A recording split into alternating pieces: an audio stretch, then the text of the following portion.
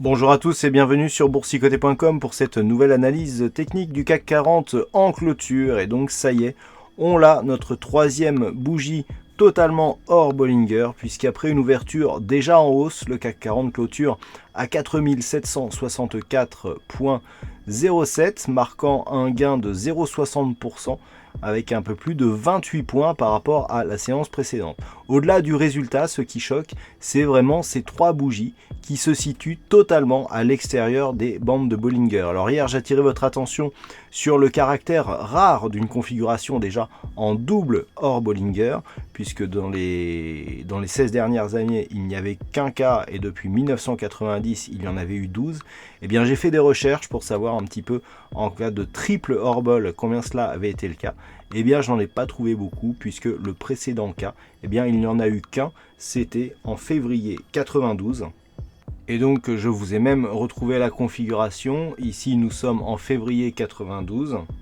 Et nous avons cette configuration similaire avec ici, donc, la première bougie totalement hors bol, la deuxième et la troisième. Trois bougies consécutives totalement à l'extérieur des bandes de Bollinger.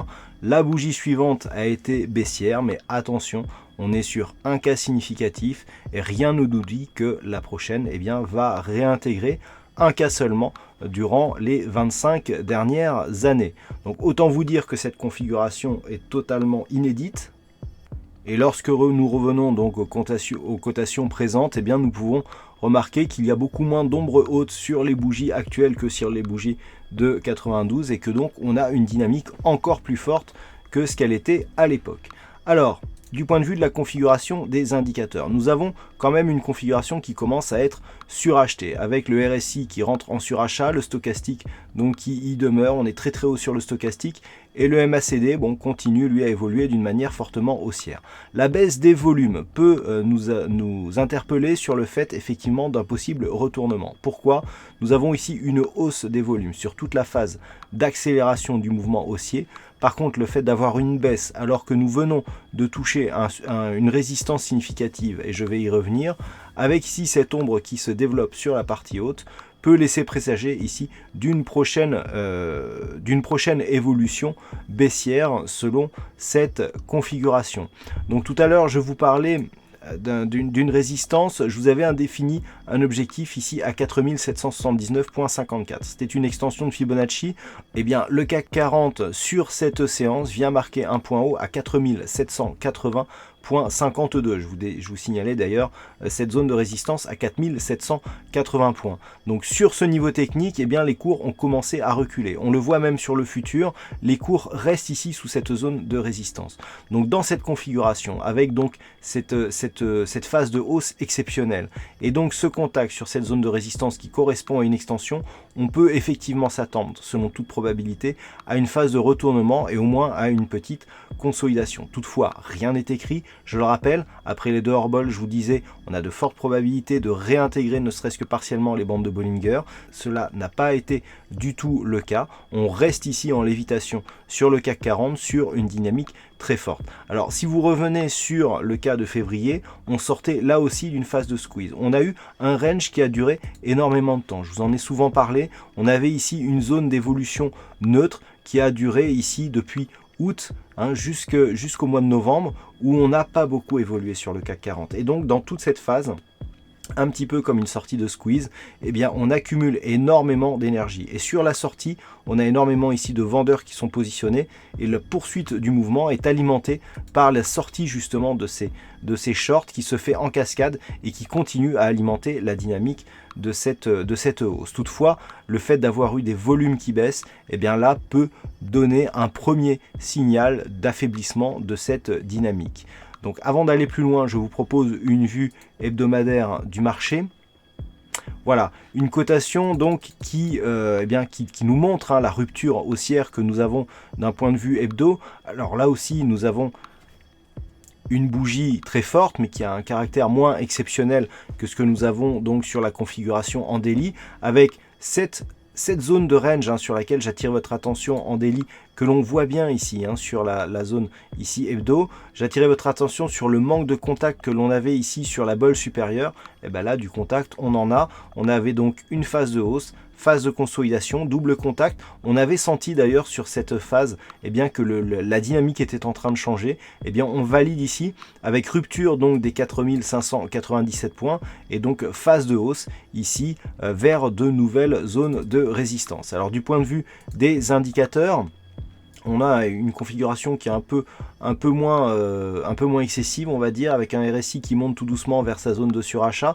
Le stochastique se situe à peine ici à l'entrée de cette zone de surachat. Du point de vue du MACD, nous avons une configuration qui redevient haussière avec des volumes supérieurs à la moyenne. Donc là, d'un point de vue hebdo, on constate ici la cassure par le haut de cette zone de range avec une certaine dynamique.